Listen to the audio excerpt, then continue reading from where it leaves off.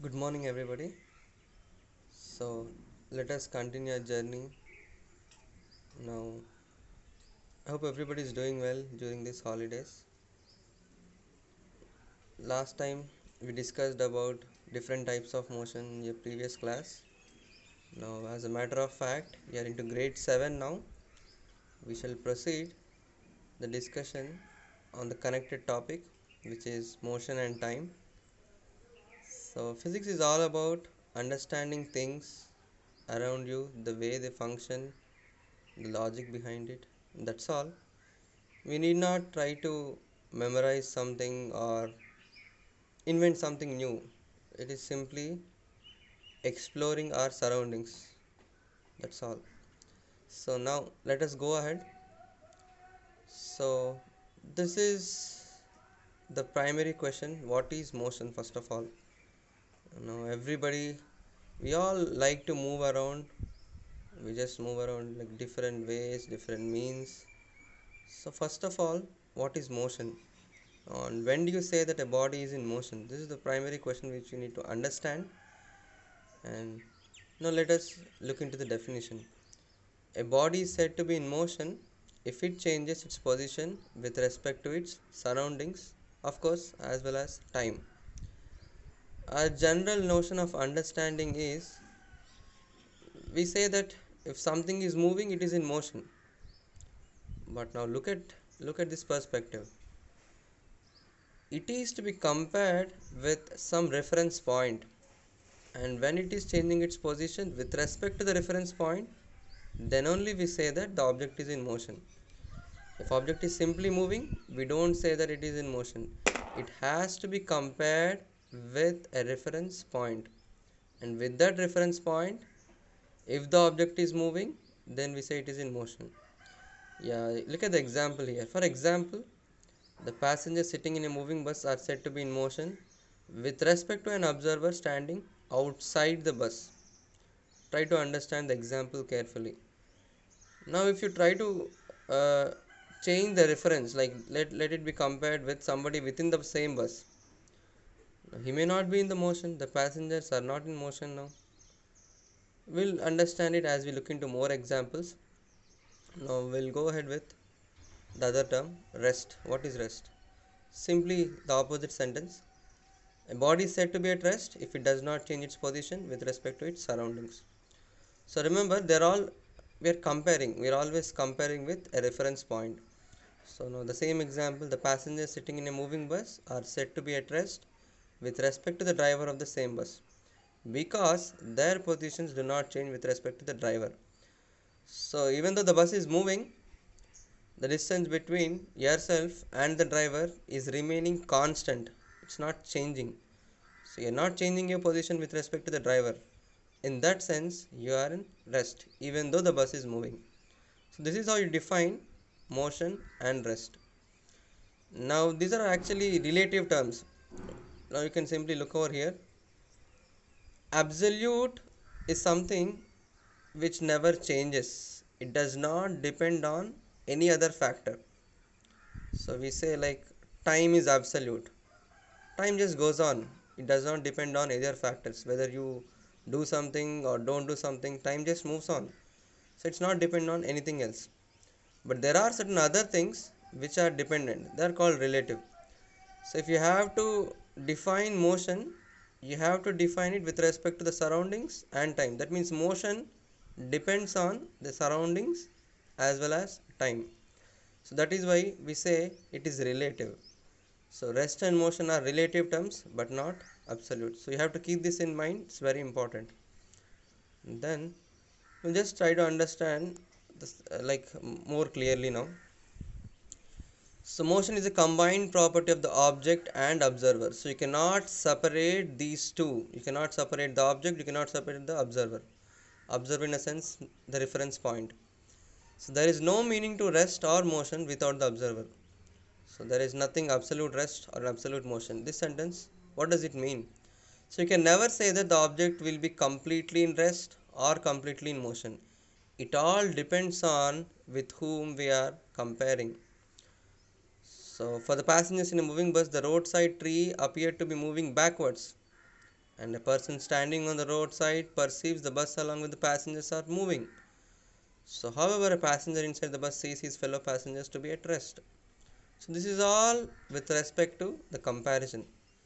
So, try to understand, like this example is always fascinating. Like, we all move in the train. Suddenly, let us say the train starts moving and we don't notice the motion. It appears as if like the trees are moving close to us in the opposite direction, the benches are moving close. Have you ever experienced this? So what is happening over here? The point is you are moving and it is appearing as if the objects are coming close to you. They are in rest only. So it all depends on the perspective. So finally you just have to understand this, that rest and motion cannot be absolute. They keep changing. Like the same object can be in motion or in rest depending on with what you are comparing with. I hope we understood this. So this is a brief review of your previous understanding, like different types of motion: random motion, translational, rotational, oscillatory, rectilinear, curvilinear, circular. We just have a tab on this. We are not going to go discuss detail about all these things. Like if you want to have a quick review, you can go back and check. This is in your 6th grade. And then multiple motion, yes, sometimes an object can have more than two kinds of motion, and this is called multiple motion. Like the example given here is when a spin bowler delivers a ball, the ball has motion of spin, it's rotating and also translated, it's moving forward, right? Now let us move ahead. Let us try to understand a bit more about motion. So motion is all about the moving objects, the objects which are moving or which are at rest. So we need to introduce some other terms when we have to understand more about motion. Like here you can see in this picture, there are different animals and there is something like 100-meter race, and the finish line is there: snail, sloth, tortoise, lion, gazelle, cheetah, falcon. So now, whom do you think will finish the race first? Obviously it's the falcon because it is in the like almost near to the finish point. So we say that if somebody is able to complete the race in the shortest time, very less time, then he is the winner, right?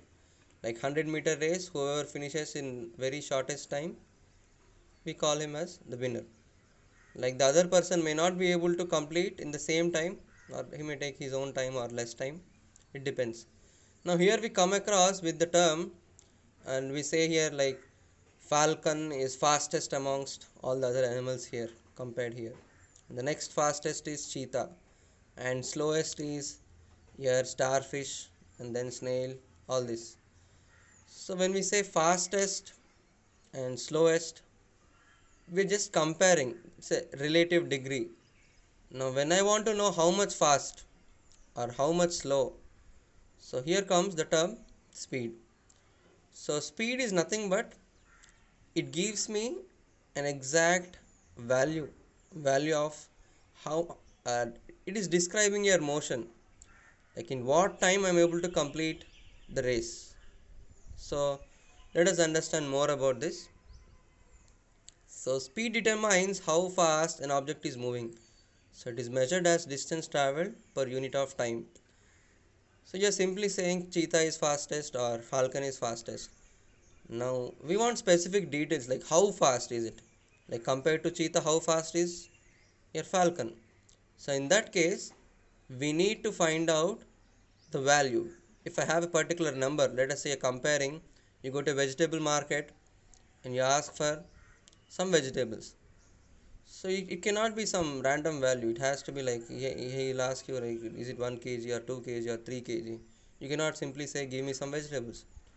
So you are quantifying it. So we are quantifying the fastness or slowness of the object in terms of speed here. So how fast or how slow. So in that sense, speed is nothing but distance covered per unit time. So we can simply interchange the terms. It's all about your math. You get distance is speed into time and time is distance by speed. There is another term which is reflecting here, average speed, which is total distance by total time. Most of the time when we are moving from one place to the other, what we talk about is average speed, because when you start from your origin, like the home, let us say you're going coming to school, your speed keeps on changing, it's fluctuating. It's not that always you're going to travel with same speed. Sometimes there is a speed breaker, you slow down your vehicle, and sometimes you get onto the national highway, you increase your speed. So the speed is fluctuating. So if somebody asks you a question, with what speed did you come to your school, you cannot simply say from my home to the nearest what you call the lane, I was traveling with 40 kilometers, and then when I was close to the traffic junction, the speed decreased this value. It's a difficult task, it's very cumbersome to calculate also. So we just say the total distance by total time. On an average, I was traveling with so and so speed. So this is your average speed. We'll learn about it in more detail. Do not worry, this is all, we are just having some fun, like having a taste about the entire essence.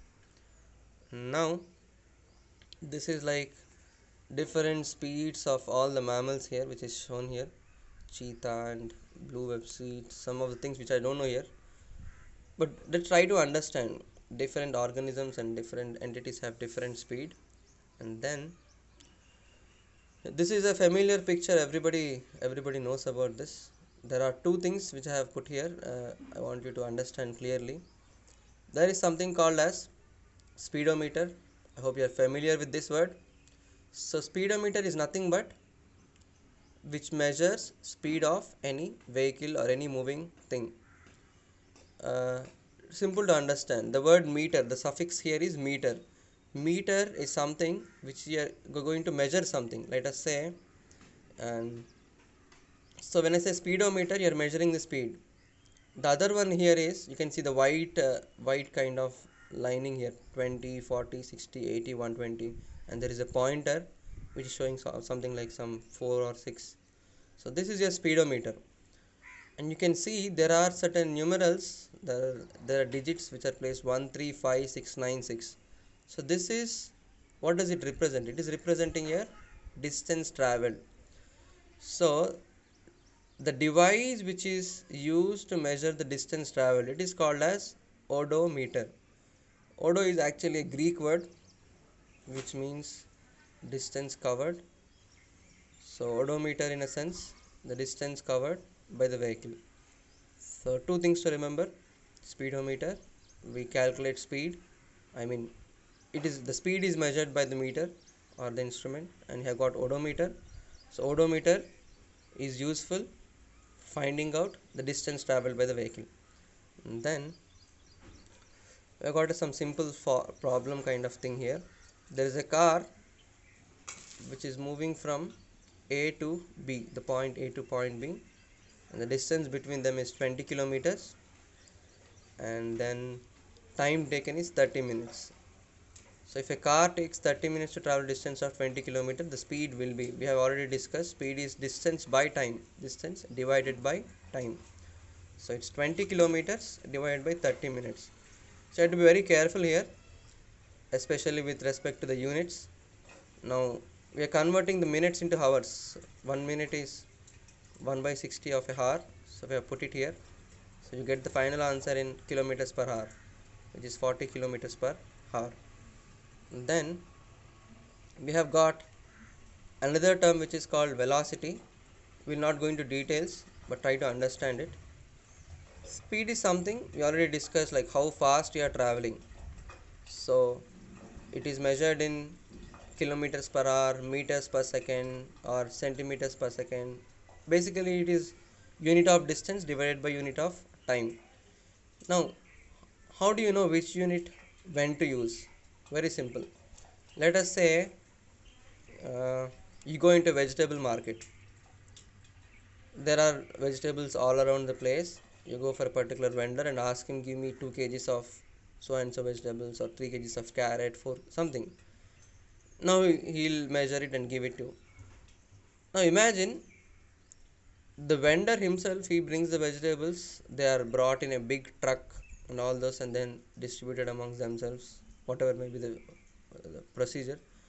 But when it is put it in a truck, it is measured in tons, right?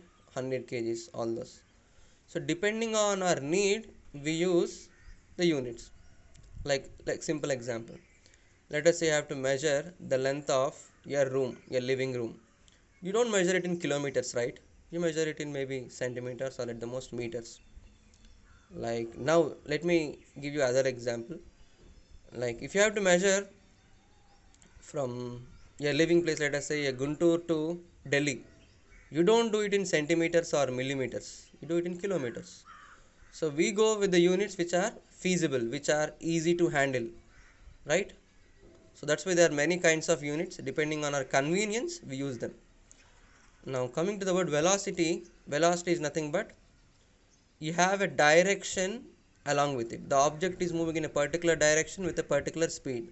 That's all. You just need to remember speed in a given direction. That is all about your velocity.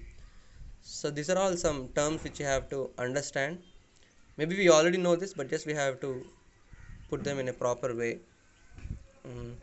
There are few differences given here: speed versus velocity.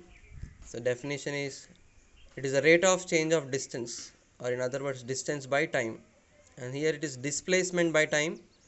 We have discussed this displacement earlier, and let us say if you have some confusion, we'll have a small review about it. Displacement is nothing but the shortest distance between initial point and final point. It's always like a straight path. Okay, and it's a scalar quantity. Scalar is also a new term. So scalar means something which has got only value, and vector is something which has got value as well as direction. So remember this for uh, at least for this class. And then units are same because you have got distance by time, displacement by time. Distance is measured in meters, time is measured in seconds, and displacement is measured in meters, and time is also measured in seconds. So you have got same units for speed and velocity. The only difference is speed has got only value like 40 kilometers per hour, but velocity, I have a direction 40 kilometers per hour in the direction of east, so it becomes velocity. So you have got value and direction, it is called vector, and only value it's called scalar. I hope we are clear with whatever we have done so far.